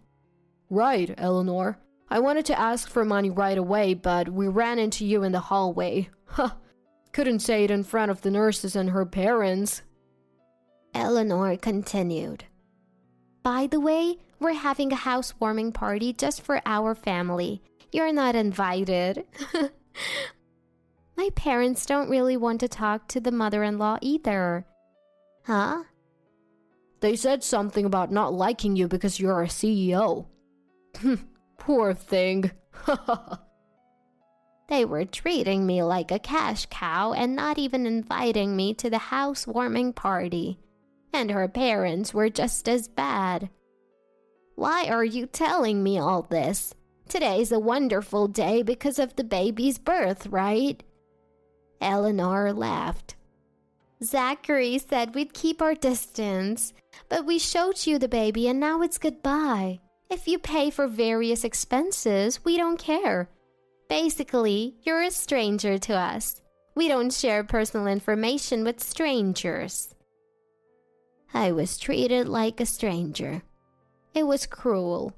Too cruel. If you really want an invite to the housewarming party, cover the baby shower, birth expenses, and future child care costs. If you liquidate 2 high-rise condos, you can easily cover the costs until the child grows up. It'll be a breeze for you, right? That's right. Eleanor's so smart. Give us money for Eleanor and the baby. That's the only way to keep us connected. My son had changed so much because of one woman, and the woman who poisoned him. I couldn't forgive them. You called me a stranger earlier, right? Fine, from now on we're strangers. With that, I left the room. I faintly heard them laughing, but I didn't care. After all, they're strangers. Strangers, huh? Giving birth is life-threatening, and raising a child is even harder. I struggled to raise my son. I called him a stranger, but of course I didn't mean it. I wanted to be a family forever. On my way back to the office, I cried in my car. But I'm a CEO. I switched to work mode. I immersed myself in work for a while, not wanting to think about today. A few months later, thanks to my efforts, our performance improved, and we achieved our highest sales ever. I have a lot more money now. Maybe I should make a big purchase. And so, as a way to relieve recent stress and reward myself for my hard work, I purchased a corner unit on the top floor of a high-rise condominium. The view is spectacular and the place is very comfortable. Then, one day, my phone rang. It was a call from Eleanor. After calling me a stranger, what could she possibly want now? I ignored it, but the phone kept ringing. Reluctantly, I answered. It's been a while. I heard you're living on the top floor of a high-rise condo. Why didn't you tell me? Apparently, she had heard about my new place. Come to think of it, there was quite a buzz in the neighborhood when I moved. Typical of you, living on the top floor of a high-rise. You're truly the pride of our family. Her overly sweet praise sent shivers down my spine. What do you want? When I asked, Eleanor began to say something unbelievable. Actually, can you lend us some money? She's asking for money after all this time. What is she thinking? Why? I asked for a reason. She hesitated. I'm hanging up. This is a waste of time. Just as I said that, Eleanor spoke up. Wait! The thing is, Zachary got demoted. Zachary was demoted? What on earth happened? Well, where to start? Eleanor slowly explained. Apparently, Zachary had been very rude to a major client. Furthermore, this incident made him anxious about making more mistakes, leading him to make several errors at work. He was soon to be demoted. Fortunately, he could still commute from home, but his salary was significantly reduced. On top of that, his bonus for this period was cut. We paid a large down payment, and now we have no savings. They had paid a significant amount from their savings as a down payment, hoping to pay off the loan quickly. But they still had a lot of debt. I never thought this would happen. Eleanor continued, saying she had stayed in a loveless marriage with Zachary because of his stable income. She believed she could live comfortably with her parents without working. Such naive thinking. With the loan payments, living expenses, insurance, property tax starting next year, and the considerable daily diaper expenses, Zachary's family was struggling. Eleanor's father was the guarantor, but when she discussed this with him, he said, "We just signed our names. We can't help with money. We have our own retirement to think about." That's right. We sold our house and moved here because you said you found a good catch. This isn't the wealthy marriage you promised. You need to take responsibility for our retirement. They not only refused to help, but also pressured her to work more. That's why I'm asking you. Why are you asking me? Shouldn't Zachary be the one to ask? Actually, Zachary told me not to consult with you. After pushing you away like that, he feels he can't show weakness. Indeed, that's true. Zachary made a foolish mistake, but this choice is right. Is he finally seeing things clearly? Please help me. I started a part-time job, but I've had to take many days off because our child keeps getting sick. I'm earning so little. We can't go on like this. Eleanor pleaded, but I quickly responded, Aren't we strangers? What? I might be petty for holding on to the fact that she called me a stranger, but the truth is, it hurt deeply. My son is suffering. Don't you care? And you promised to cover the hospital bills when I gave birth, but you didn't. We were billed a huge amount when I was discharged. It was so embarrassing. Eleanor desperately tried to make her case. I never promised to pay. I'm truly sorry for your situation. Eleanor broke down. You're living luxuriously in a high-rise condo, and you're the CEO, right? You own the whole building, so give me one of the rooms. Her anger was palpable, and her child started crying in the background. Why should I give a room to a stranger like you? I stood my ground. Why? It was just a joke when I called you a stranger. A joke? So it's okay to treat me like a stranger as a joke. Can't you see how much that hurt me? Eleanor fell silent. Only the child's crying could be heard. Please, at least, help our child, please. It's true. The child is innocent. It's heartbreaking to see them caught up like this. When the child gets sick, they call you to pick them up, right? Can't you rely on your parents? She hesitated before answering. My parents. They say the child is too noisy and doesn't listen, so they don't want to take care of them. They also say the child's colds are strong and they might catch it and die.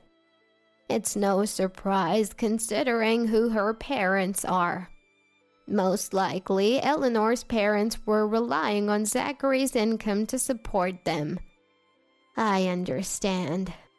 I'll help with the child. Really? We agreed that I would only take care of the child when they were sick. The child is innocent, but I won't help you, so find a way to earn money on your own. But that doesn't solve anything. I hung up. The next morning, Zachary called, apologizing profusely. He apologized many times. It seems that his wife called me last night and got into a fight. You told me not to involve Mom. Shut up! If you weren't a CEO's son, I wouldn't have married you. I thought I'd be envied by my friends for marrying into wealth. What Mom told me, it was true. He sounded full of regret. Despite the harsh words, Zachary still had feelings for Eleanor and didn't want a divorce. I am such an idiot. He regretted many things. After discussing the situation, we decided that I would pick up the child when needed. I am so sorry for all the trouble.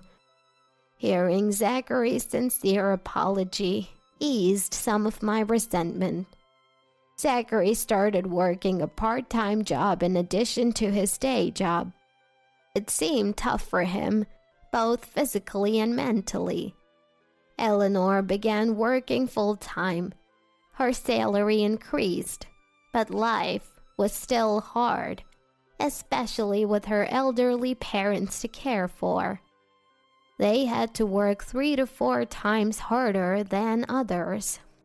Eleanor often fell ill from overwork and was recently hospitalized for anemia. They moved to a larger apartment that matched their income. As for me, I adore my 2-year-old grandchild. The child is very attached to me and is quite the grandma's child. This is exclusive to me, of course. The child is scared of Eleanor's parents and cries when they see them. Moreover, When Eleanor and Zachary come to pick up the child, they don't want to leave my side. Unlike Zachary, it seems the child knows how to judge people. These days, I think, this is my little revenge. But I'll keep that thought to myself.